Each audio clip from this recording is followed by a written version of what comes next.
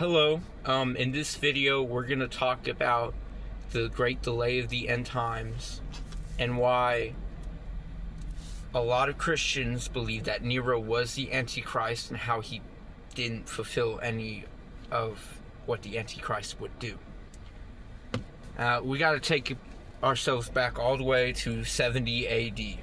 At this time, the book of Revelation was not written, and the Jewish people and the Christian people were going off end times prophecy from books like the book of Daniel, Ezekiel, some of Christ's warnings about the end times. So they didn't have the same information we do now. But even at the time, the book of Daniel had talked about an event called the Abomination of Desolation, in which the Antichrist would walk into the temple, claim to be God, demand worship, and basically start his reign as the Antichrist. Now, what did Emperor Nero do? He didn't walk into the temple and claim to be God. Instead, he destroyed the temple and exiled the Jewish people. This was actually written in Ezekiel, prophesied events about Israel being scattered out and then eventually being brought back to their land. Now, this wouldn't be fulfilled until 1945, but it goes to show at the time that Nero couldn't be the Antichrist. He was only a Antichrist. And now, before I go on, I have to establish the difference between the Antichrist and a Antichrist, because in the epistles of John, the first, second, and third John, it talks about many antichrists in the world, being that anybody who denies Christ's way, who tries to seek power and control, that is an antichrist. And so by definition, Nero was an antichrist. But by destroying the temple and exiling the Jews, he had done what the Antichrist wouldn't do. And as you begin to look throughout history, seeing this narrative of the end times, you begin to realize it's the spirits at work behind what the Antichrist spirit was doing, what the false prophet spirit was doing, what the Holy Spirit was doing, and what God and Satan were doing. Satan wanted to get the end times on his say. He wanted his best plan to go against Christ's second return. And in destroying the temple, he had achieved a step in delaying the end times. Now, if we go to the Middle East around 600 AD, we begin to see Muhammad, one of the first major false prophets of history. And Muhammad, now I don't even have to go into how false he is. I'm not here to talk about how Muhammad was a false prophet. I'm just going to tell you how Satan used him and Islam to again delay the end times. Because after Muhammad had made his ministry and people converted to Islam, they built the Dome of the Rock.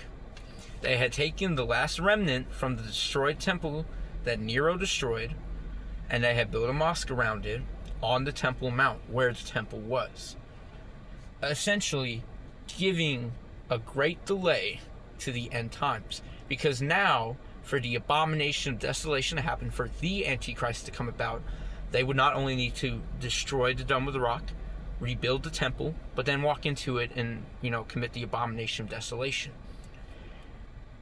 You begin to see this narrative of Satan trying to delay the end times while also experimenting with Antichrist and false prophets throughout history to try to build the best plan of rebellion.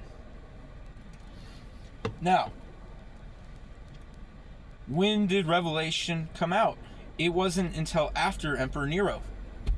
Emperor Domitian, I think that's how you say his name, came about 6-7 emperors after Nero. But it was during this time that John the Revelator, the last disciple alive at the time, because the others had died from persecution, 2 of them by the hands of Nero, he had exiled John instead of killing him.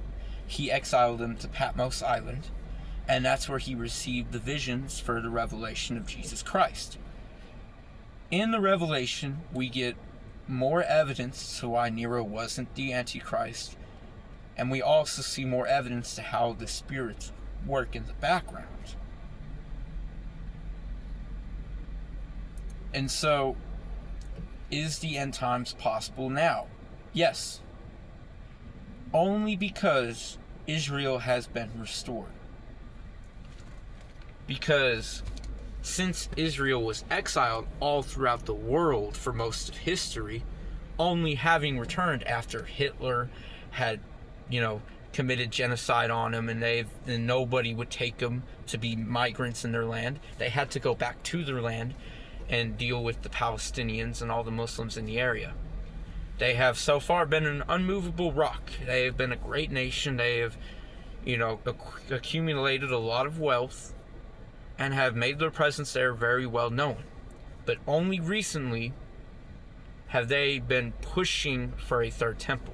They'd been making plans about this third temple for a while now. They have blueprints. They have some of the artifacts ready to go. But now they're placing street signs in the Middle East, in Israel, trying to point to the temple, even though it's not built yet. And it is going to show that very soon they are going to destroy the Dome of the Rock and then build a third temple, allowing the abomination of desolation to happen. This will be the first time in history since Nero that an Antichrist can be the Antichrist. And I want to make further videos showing how history has played out the story, but this video was to mainly show that the end times hasn't been possible for a while now, and until just very recently. Because this is also a little bit of a warning for people in America.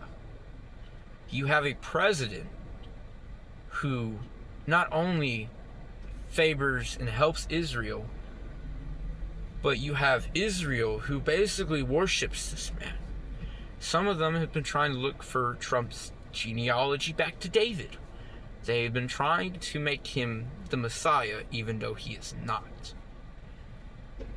And now in my last video, I talked about how Christ is who he says he is, and that he did conquer Rome and he is the Messiah.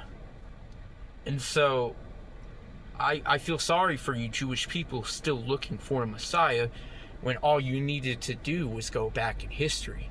I understand partially, because for some of you, you needed evidence. You needed prophecies fulfilled.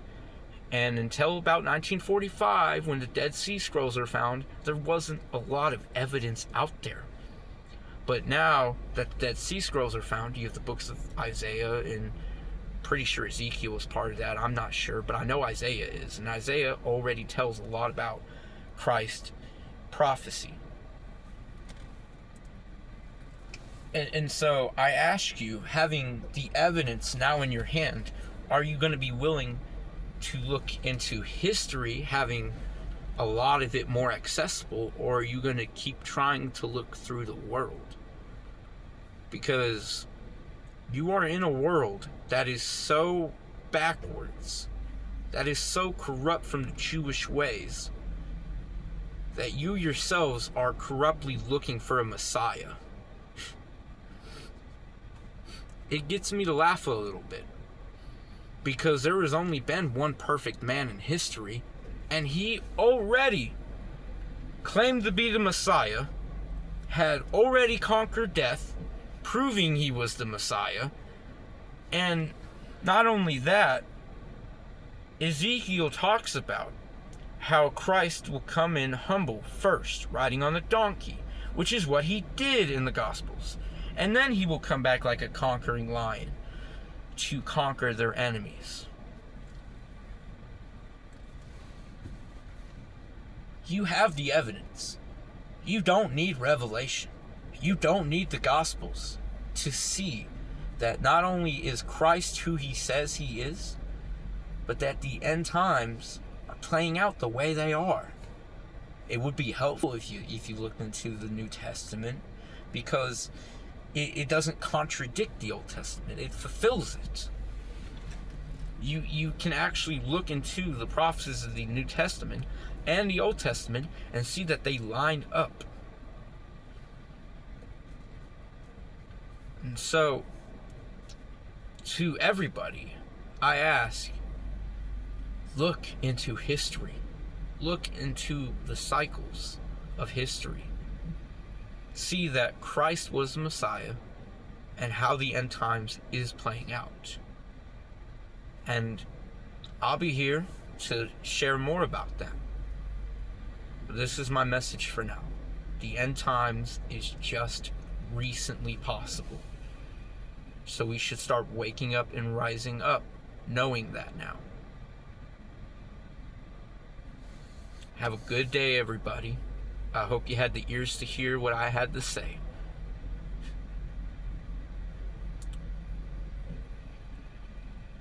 In love and be holy, for God is holy and loving.